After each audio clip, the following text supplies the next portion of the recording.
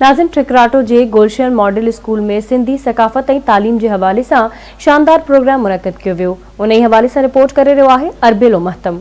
ठिकराठो में आवाज़ TV news जे सॾ ते अचो देश पंहिंजे खे ॿीहर अॾियूं था, अचो सिंध वासियुनि खे ॿीहर गॾियूं था जे इनवान हेठि शाह लतीफ़ स्कूल जे उस्तादनि ऐं शागिर्दनि पारां एकता जे शानदार रैली कढी वई, जंहिंमें शागिर्दनि ऐं उस्तादनि मथे ते टोपी ऐं कुल्हनि ते अजरक ओढ़े वॾे अंग में शरीक थिया। रैली में शागिर्दनि जीए सिंध वारा जीअनि समायत सिंधी गीतनि ते ताड़ियूं वॼाए सिंध सां बेहद मोहबत जो इज़हार कयो।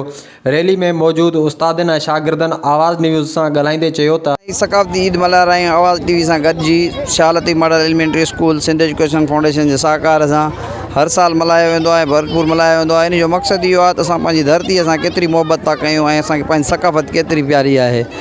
असां इन प्रोग्राम के ॿारनि खे पंहिंजी नसुल खे इहो बयानु करे ॿुधाइण था सम्झाईंदा आहियूं ऐं तालीम ॾींदा आहियूं त जीअं हीअ असांजा ॿार नसुल दर नसुल पंहिंजी सकाफ़त सां पंहिंजी धरतीअ सां ऐं पंहिंजे इल्म सां चाह रखनि ऐं जीअं असांजी सकाफ़त तमामु पुराणी आहे, जीअं मोहन जो दड़ो आहे ऐं असांजी मिठड़ी सिंधी ॿोली आहे। असां आवाज़ टीवी जा शुक्रगुज़ार आहियूं जंहिं असांखे ॿुधायो त असांखे सिंधी सकाफ़त जा दिहाड़ा मल्हाइण घुरिजनि ऐं असां उन्हनि जे ॾाढा ई शुक्रगुज़ार आहियूं त उन्हनि असांखे चयो त पंहिंजी धीअरूं ऐं पंहिंजी न्याणियूं पढ़ायो ऐं पंहिंजी भेणनि खे पंहिंजी भेण नारिकार सम्झो, उन्हनि खे स्कूल मोकिलियो। जीअं त हाणे असां बीठा आहियूं शाह लतीफ़ स्कूल जे ॿाहिरि पासे ऐं असां तव्हांखे ॿुधाईंदासीं त असां बि हाणे इन्हनि जी ॻाल्हि ते अमल कयोसीं। हाणे असां बि हिते सिंधी सकाफ़त मल्हाए रहिया आहियूं। आवाज़ टीवी न्यूज़ जा जंहिं असांजे प्रोग्राम में अची करे रिपोर्टिंग कई, उन सां गॾु उन्हनि जो जेको सकाफ़ती ॾियारो आवाज़ टीवी खे असां हर साल जीअं असां Shah Latif model secondary school में सकाफ़ती ॾियारो मल्हायोसीं ऐं पूरी दुनिया में मल्हायो वेंदो आहे। हिन साल बि असां पंहिंजे जोश ऐं ख़रोश सां मल्हायोसीं। जीअं त अॼु सकाफ़त जे ॾियारे सां असां प्रोग्राम मुनक़द कयो आहे, जंहिंमें ॿारनि थोरे शागिर्द आणिनि ऐं शागिर्दनि भरपूर हिसो वरितो आहे, जंहिंमें टेबलोस स्पीचिस वग़ैरह जो प्रोग्राम बि मुनक़द थियल आहे।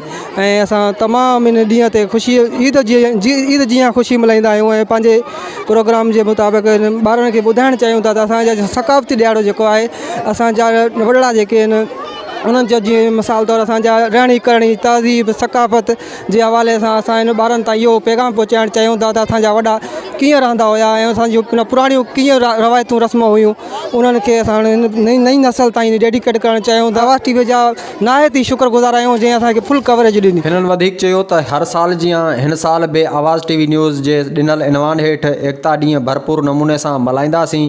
कैमरा टीम सां गॾु अरबेलो महतम, आवाज़ टीवी न्यूज़ ठिकराठो।